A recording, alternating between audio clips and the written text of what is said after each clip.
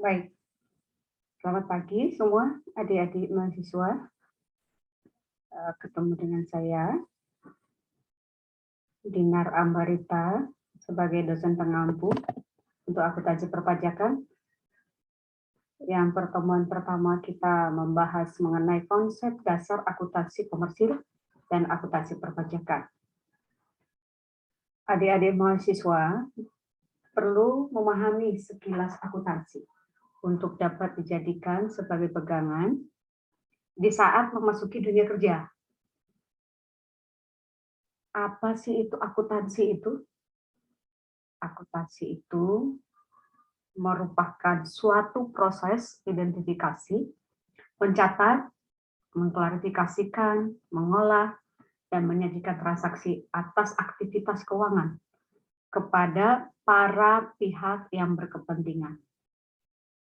Lalu akuntansi itu apa saja sih? Terdiri dari apa saja itu akuntansi? Akuntansi itu terdiri dari akuntansi komersil dan juga ada akuntansi perpajakan. Akuntansi komersil itu biasanya disebut akuntansi keuangan. Akuntansi perpajakan itu umumnya disebut dengan akuntansi fiskal. Akuntansi komersil yang disebut dengan akuntansi keuangan tadi merupakan proses penyusunan laporan keuangan yang sesuai dengan peraturan standar akuntansi keuangan atau PSAK yang manfaatnya untuk kepentingan para pemegang saham, pemilik badan usaha, maupun untuk laporan eksternal, misalkan ke bank untuk mengajukan pinjaman atau buat investor yang mau invest dana. Sedangkan untuk akuntansi pajak sendiri, akuntansi fiskal itu merupakan suatu proses akuntansi penyusunan laporan keuangan yang sesuai dengan peraturan perundang-undangan perpajakan. Sehingga laporan keuangan yang dihasilkan disebut sebagai laporan keuangan fiskal yang digunakan untuk pelaporan akhir tahun SPP ke pihak fiskus atau dalam hal ini otoritas pajak. Lalu apa yang harus diperoleh oleh adik-adik mahasiswa itu saat mempelajari ini? Khususnya pertemuan satu ini, adik-adik mahasiswa perlu memahami sekilas akuntansi untuk dapat dijadikan sebagai pegangan di saat memasuki dunia kerja. Yang tadi akuntansi merupakan suatu proses identifikasi, mencatat, mengklarifikasikan, mengolah, menyajikan transaksi atau aktivitas keuangan kepada yang berkepentingan, kepada shareholder kalian sendiri di saat kalian bekerja. Akuntansi komersil atau akuntansi keuangan tadi itu dibutuhkan oleh owner. Di saat memberikan suatu keputusan, mereka harus melihat hasil dari proses usaha yang dijalankan.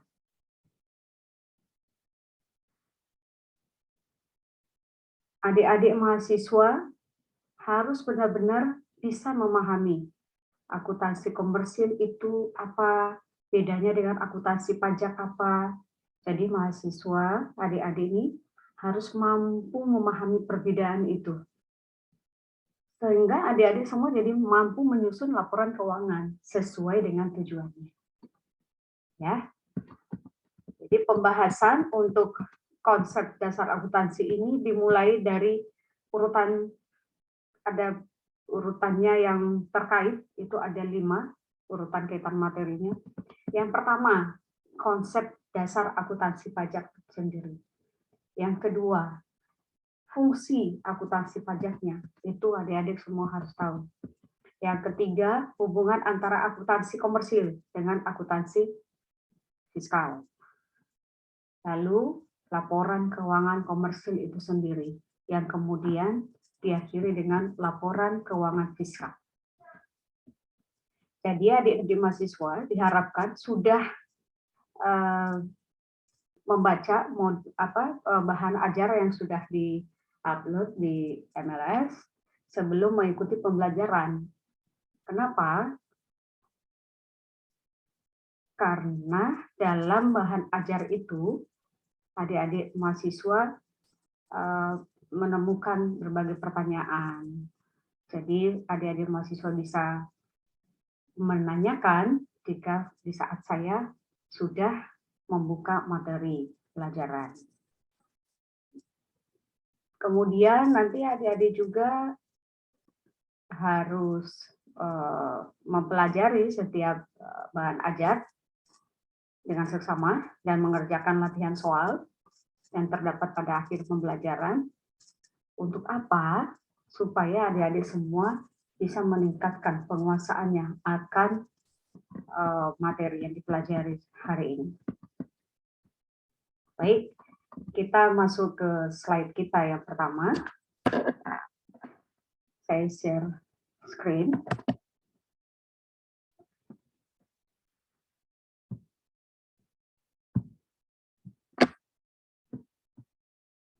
Oke, bisa kelihatan ya. Konsep dasar akuntansi pajak yang tadi, yang pertama, yang kaitan uraian materi tadi saya sampaikan di awal. Kita pelajari dari tahap awal, konsep dasar akuntansi pajak. Akuntansi pajak berasal dari dua kata, yaitu akuntansi dan pajak. Akuntansi itu sendiri merupakan suatu proses pencatatan, penggolongan atau pengelompokan, pengkisaran suatu transaksi keuangan, dan diakhiri dengan pembuatan laporan keuangan. Lalu pajak itu apa? Pajak itu sendiri merupakan iuran atau pungutan wajib pajak, wajib yang dipungut, pungutan wajib yang dipungut oleh pemerintah dari masyarakat atau wajib pajak. Masyarakat dalam hal ini wajib pajak yang bersifat memaksa karena berdasarkan undang-undang tanpa mendapatkan kontraprestasi, baik secara langsung yang digunakan untuk membiayai pengeluaran pemerintah guna untuk kemakmuran rakyat. Lalu akuntansi pajak itu setelah digabung dari akuntansi, kemudian pajak, sekarang menjadi akuntansi pajak. Akuntansi pajak itu merupakan suatu proses pencatatan, penggolongan atau pengelompokan, dan pengkisaran suatu transaksi keuangan yang kaitannya dengan kewajiban perpajakan. Dan diakhiri dengan pembuatan laporan keuangan fiskal. Kalau tadi diakhiri dengan laporan keuangan. Itu bagi yang akuntansi komersil. Nah, saat ini karena akuntansi pajak diakhiri dengan laporan keuangan fiskal sesuai dengan ketentuan dan peraturan perundang-undangan perpajakan yang berlaku. Laporan keuangan fiskal itu dijadikan sebagai dasar dalam menyusun suatu SPT atau surat pemberitahuan.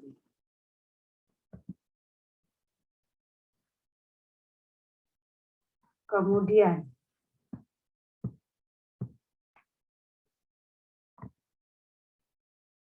penyusunan laporan keuangan secara fiskal itu diperlukan untuk mempermudah perusahaan dalam melaporkan harta atau kekayaan perusahaan itu sendiri dan juga penghasilan serta biaya yang diperoleh perusahaan pada periode tertentu. Pada di pajak itu ada dua pengakuan tahun buku, satu tahun takwim dan satu tahun buku. Jadi ada dua, dari Januari sampai Desember itu sebagai tahun takwim. Kalau tahun buku itu pilihan dari wajib pajak, mau dari Juni sampai Juli berikutnya. Yang pasti itu 12 bulan. Ya. Lalu akuntansi itu berlaku di perusahaan atau biasa kita sebut dengan akuntansi komersil. Tidak jauh berbeda dengan akuntansi yang berlaku untuk perpajakan. Yang membedakannya hanya pada sisi peraturan perundang-undangannya. Karena peraturan perundang-undangan itu mengatur penyajian akuntansi fiskal. Bagaimana dengan akuntansi komersil? Itu diatur dengan menggunakan PSAK sebagai acuan untuk membuat laporan keuangan komersilnya. Sedangkan akuntansi fiskal menggunakan peraturan perundang-undangan perpajakan sebagai acuan pembuatan laporan keuangan fiskalnya. Lalu yang kedua, uraian tadi masuk ke tahap kedua, yaitu fungsi akuntansi pajak. Fungsi akuntansi pajak itu untuk menyajikan data kuantitatif yang akan digunakan untuk pengambilan keputusan. Oleh karena itu, akuntansi harus dapat memenuhi tujuan kualitatif. Sedangkan fungsi akuntansi pajak itu mengolah data kuantitatif yang akan digunakan untuk menyajikan laporan keuangan yang memuat perhitungan perpajakan. Beda ya. Kalau akuntansi komersil itu tujuannya kualitatif. Fiskal atau perpajakan tujuannya kuantitatif. Agar dapat menyajikan data kuantitatif tadi yang akan digunakan sebagai dasar pengambilan keputusan berkaitan dengan perpajakan, maka akuntansi pajak harus memenuhi tujuan kualitatif. Tidak bisa berdiri sendiri akuntansi perpajakan apabila akuntansi komersilnya belum disediakan. Jadi akuntansi komersil dulu, kemudian akuntansi perpajakan. Kenapa? Dari tujuannya bisa diketahui. Penggunaan akuntansi perpajakan itu menyajikan terlebih dahulu data kuantitatifnya,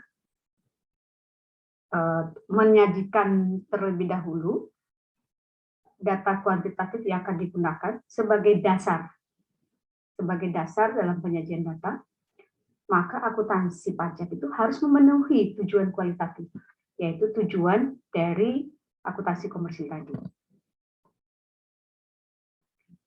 Tujuan kualitatif akuntansi pajak itu apa saja sih? Satu, relevan. Kedua, dapat dimengerti. Ketiga, daya uji. Yang keempat, netral. Lalu seterusnya tepat waktu, daya banding, lengkap.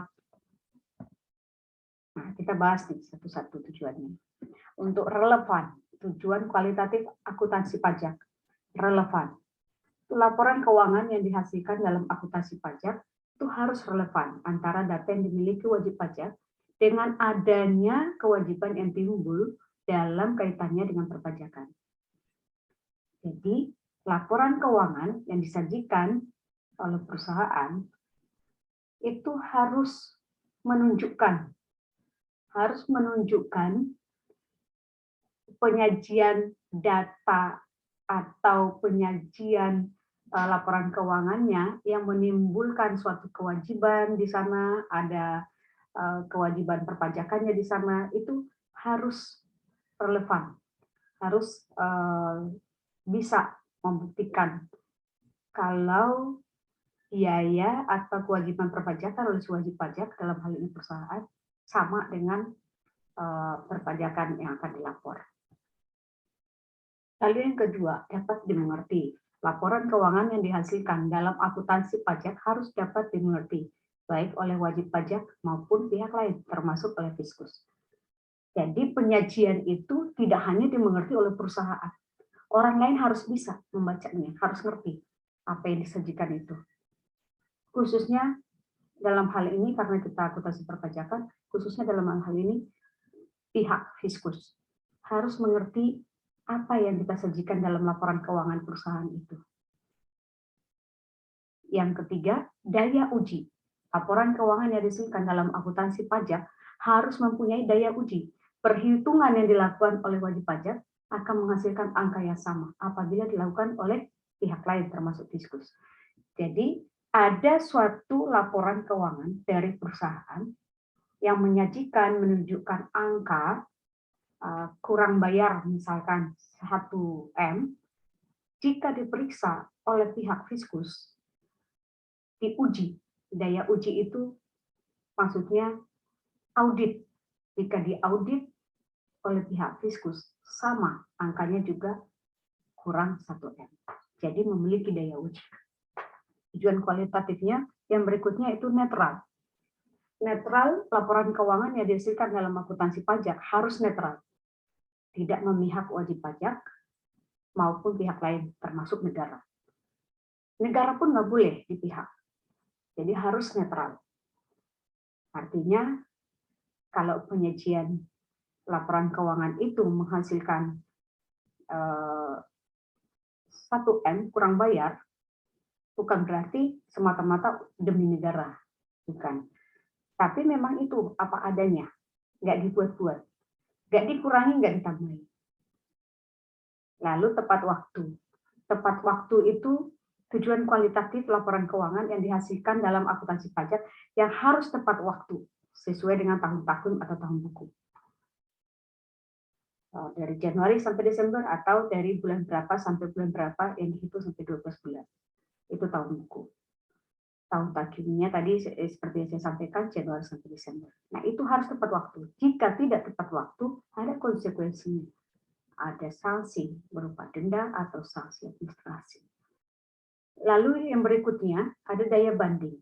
Laporan keuangan yang dihasilkan dalam akuntansi pajak harus memiliki daya banding, terutama dalam peraturan perpajakan.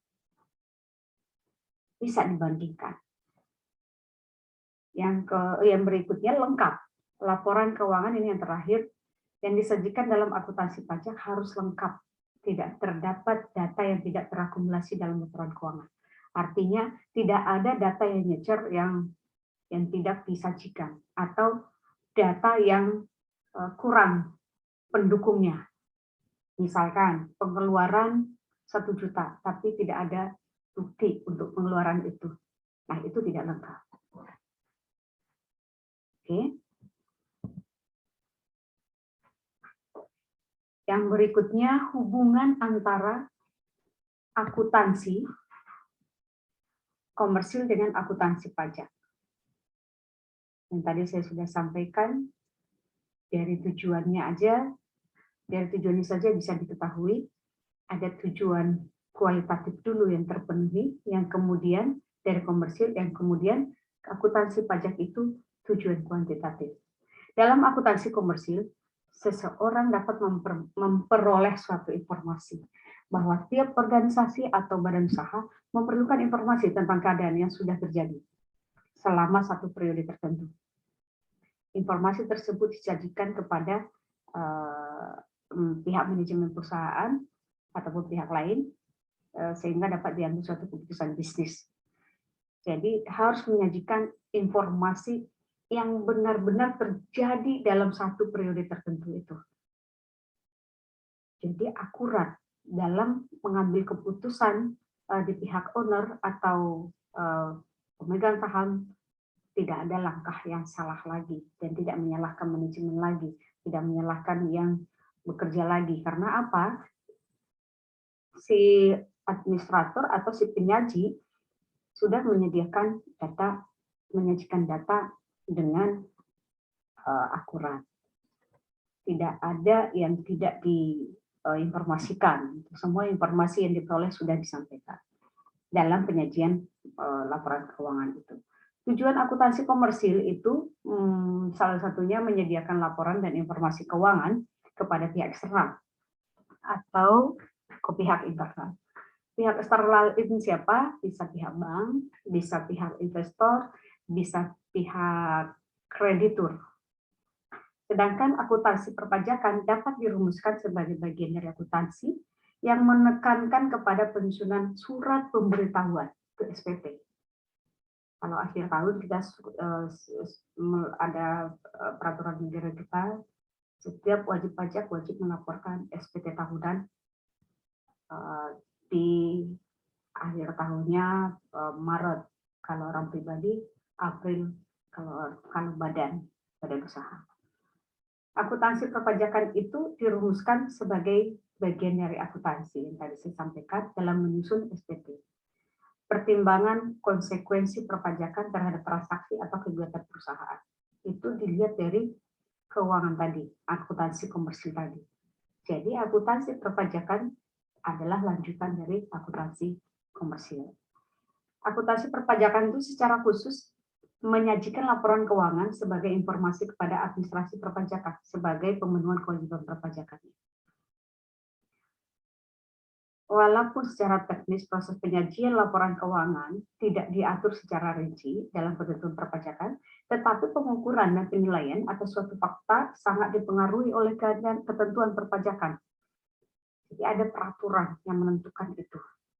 Dengan demikian, apabila terjadi ketidaksesuaian di antara ketentuan perpajakan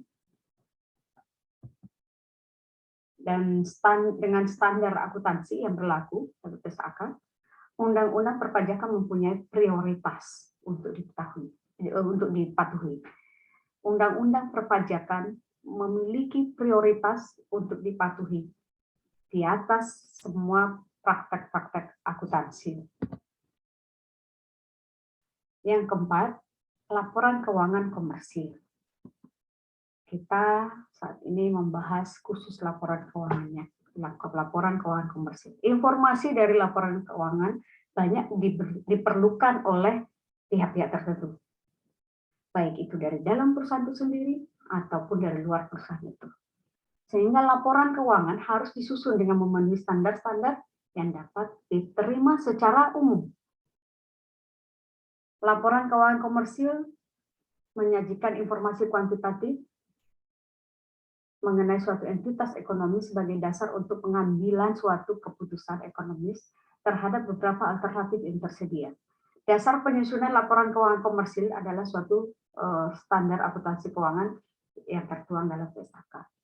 Konsep dasar dalam menyusun laporan keuangan komersil itu adalah suatu transaksi yang terjadi di dalam perusahaan yang didukung oleh dokumen-dokumen pendukung sebagai bukti pengeluaran atau pemasukan dalam perusahaan itu sendiri.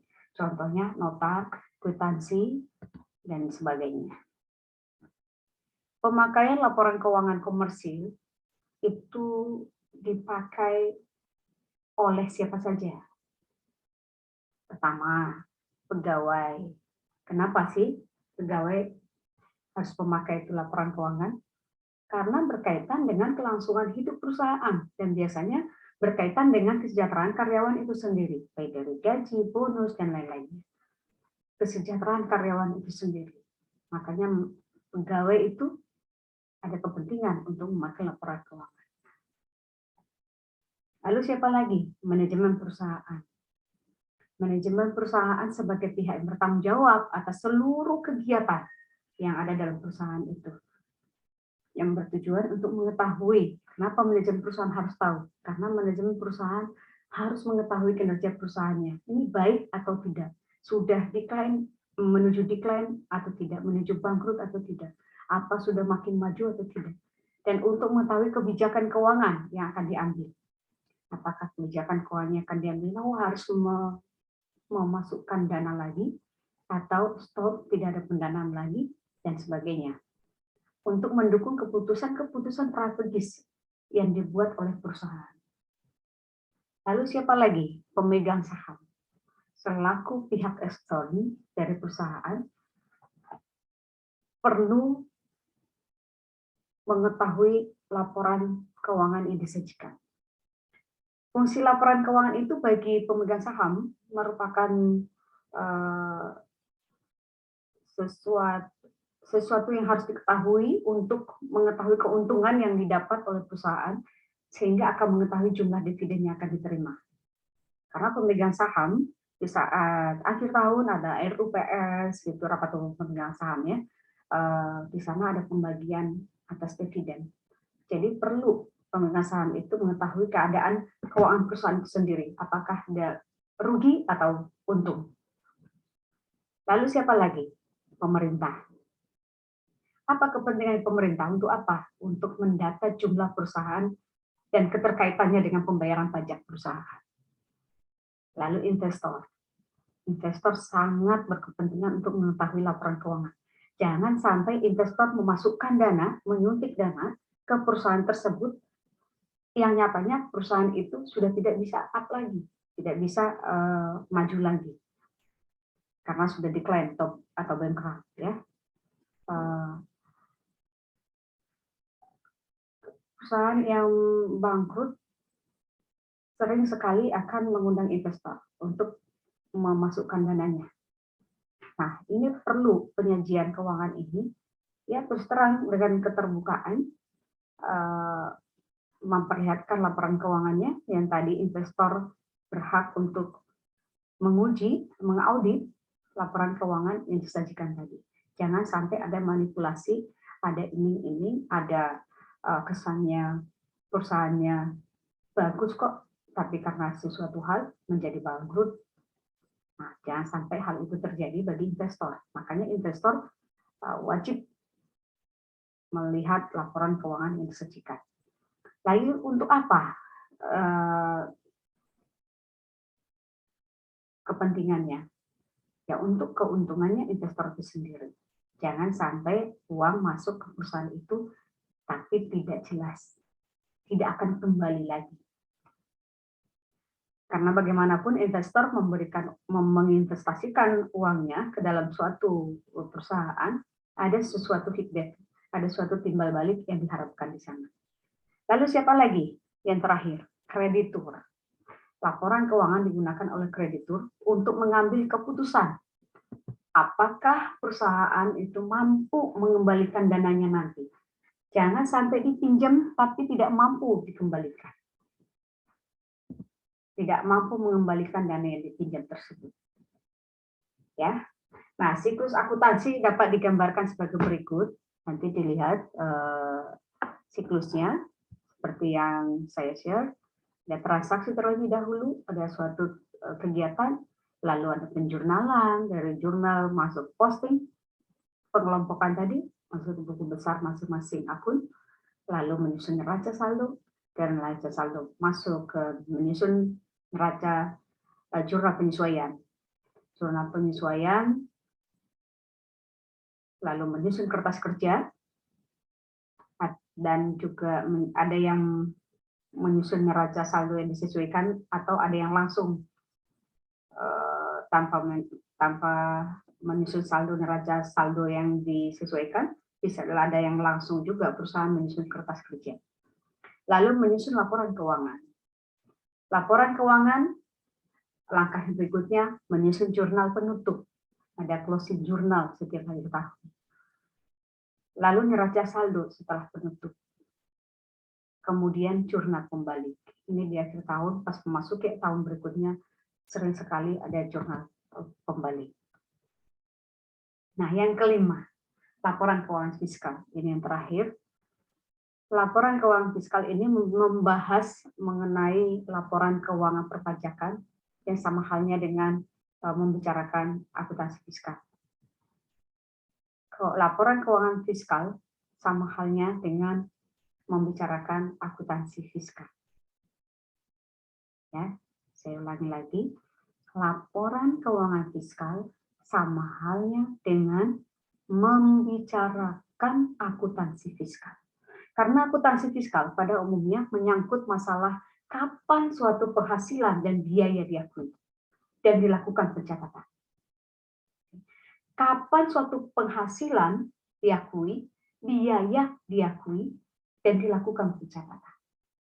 Perusahaan yang bergerak di bidang bisnis, khususnya yang menyusun laporan keuangan, yang berbeda antara laporan keuangan komersil dengan laporan keuangan fiskal yang dilampirkan pada SPT, laporan keuangan yang dilaporkan pada SPT, itu disampaikan ke DJP.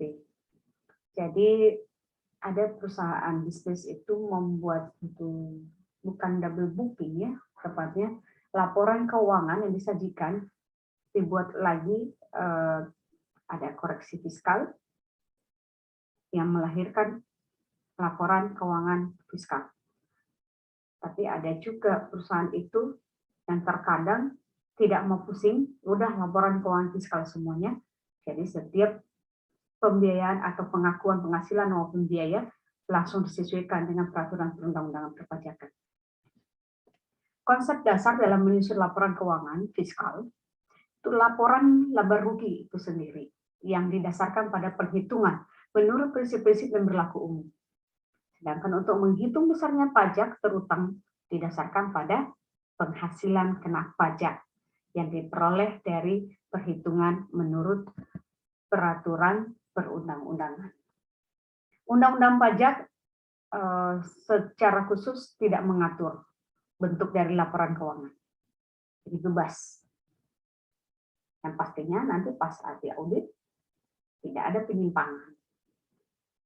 Namanya lengkap, buktinya lengkap, bisa diuji, netral, tidak memihak. Nah, hanya memberikan batasan. Undang-undang pajak itu hanya memberikan batasan-batasan untuk hal-hal tertentu, baik dalam pengakuan penghasilan maupun biaya. Jadi akibat dari perbedaan ini akan menyebabkan laba akuntansi dan laba fiskal berbeda. Karena ada pengakuan,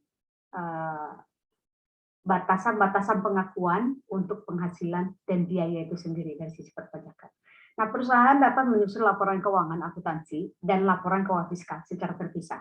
Bisa, atau melakukan koreksi fiskal dari kewajiban komersil, lakukan koreksi fiskal terhadap laporan komersil tadi.